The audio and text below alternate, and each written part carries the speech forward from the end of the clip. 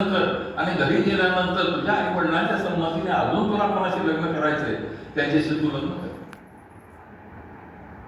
त्या ठिकाणी पहिल्यांदा रामाने पण घेतलेला आहे की मी माझ्या आईची अवस्था पाहिली की ती असताना दशरथाने सुमित्रा मातेशी लग्न करून आणलं. त्यावेळी माझ्या आईला काय वाटलं असेल आणि सुमित्रा माता असताना कैकेयी मातेशी लग्न करून ती जेव्हा आले तेव्हा ह्या दोघींना काय वाटलं असतं याची मी कल्पना करू शकतो. त्यामुळं मी स्वतः एक व्रत घेतलंय की मी आजन्म एकच पत्नीशी निष्ठेने राहील. लग्नाची वेळ येते त्यानंतर मग अयोध्येला निरोप जातो. अयोध्येवरून दशरथ भरत शत्रुघ्न आणि दोन्ही राण्यांना घेऊन येतो. कैकेयीला आणत नाहीये. त्याच्यातही गंमत पहा कशी आहे. रामाच्या लग्नाला कैकेयी उपस्थित नाहीये. कारण काय की दशरथ तिला सांगतात की अगर आपण सगळेच गेलो तो अयोध्येची रक्षा कोण करणार, तेव्हा तू मागं थांब आणि भरताचं जेव्हा लग्न होईल तेव्हा तू वरमाही म्हणून मिरव. त्यावेळी तुला जे करायचं ते तू कर. तिथे घेऊन जा. तिथं गेल्यानंतर वेगळीच गोष्ट होती. सीमांत पूजन होतं. आता तर सीमांत पूजन आपण कार्यालयात दूर होतो. पूर्वीचं सीमांत पूजन खऱ्या सीमेवर होतं. त्या ठिकाणी दोन्हीचे वधू आणि वरपक्ष एकमेकांशी भेटत होते. त्या ठिकाणी दोघांची भेट झाली. जनकाने जे दशरथ राजांना हात जोडले, दशरथ राजाने त्यांना हात जोडण्याच्या वेळी त्यांचे पाय धरले. जनकाने विचारलं महाराज आपण काय करताय, तुमचा तो वरपक्ष आहे. माझा वरपक्ष जरूर असेल पण मी याचक आहे. मी तुमच्याकडं तुमची कन्या मागायला आलेलो आहे आणि कन्यादान तुम्ही करणार, दान करणारे तुम्ही आहात, दाते तुम्ही आहात. मी ते एक याचक आहे. तेव्हा याचकाने दात्याच्या पाया पडणं हेच जे धर्मसंमत आहे. पुढं सगळे जेव्हा बसले, विश्वामित्र, जनक, कुशध्वज वगैरे सगळे बसले आणि त्यातून पुढचा मार्ग निघाला. दशरथाच्या लक्षात आलं ते लक्ष्मणाच्या मनामध्ये उर्मिला भरली. तर उर्मिलेचं लक्ष्मणाचं लग्न करायचं पण त्याच्या आधी भरत मोठा आहे. मग काय करायचं, भरताचं लग्न झाल्याशिवाय लक्ष्मणाचं करता येत नाही. मग त्याच्यावर एक तोडगा निघाला की धाकटा भाऊ जो कुशध्वज त्याच्या त्या दोन मुली आहेत, मांडवी आणि श्रुतिकीर्ती, असे चौघांचे लग्न ठरले. चौघांचे लग्न झाले. चौघांचे लग्न घेऊन ती वरात पुन्हा अयोध्येला आली. अयोध्येला आल्यानंतर 12 वर्ष गेली.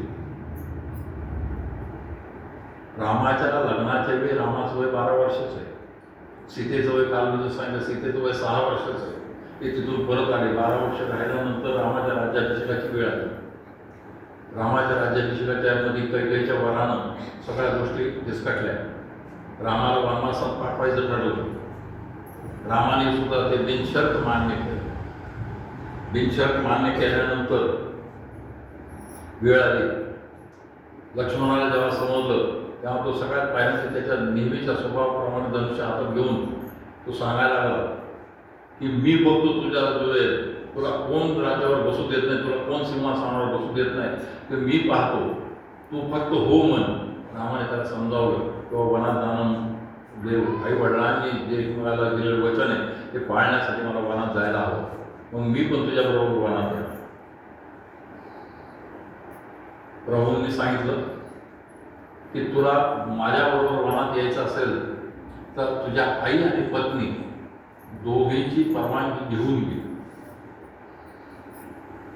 लक्ष्मण गेला सुमित्रेच्या महालात. पहिला तो प्रश्न आईला विचारायचा.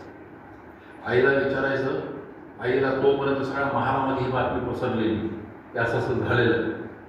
सुमित्रा त्याला सांगते की तुझं कामच आहे रामाची सेवा. तुझं कामच आहे रामाची सेवा करणं. तेव्हा आणि दुसरी गोष्ट, जिथं राम नाही तिथं अयोध्या नाही. जिथं राम आहे तिथंच अयोध्या आहे.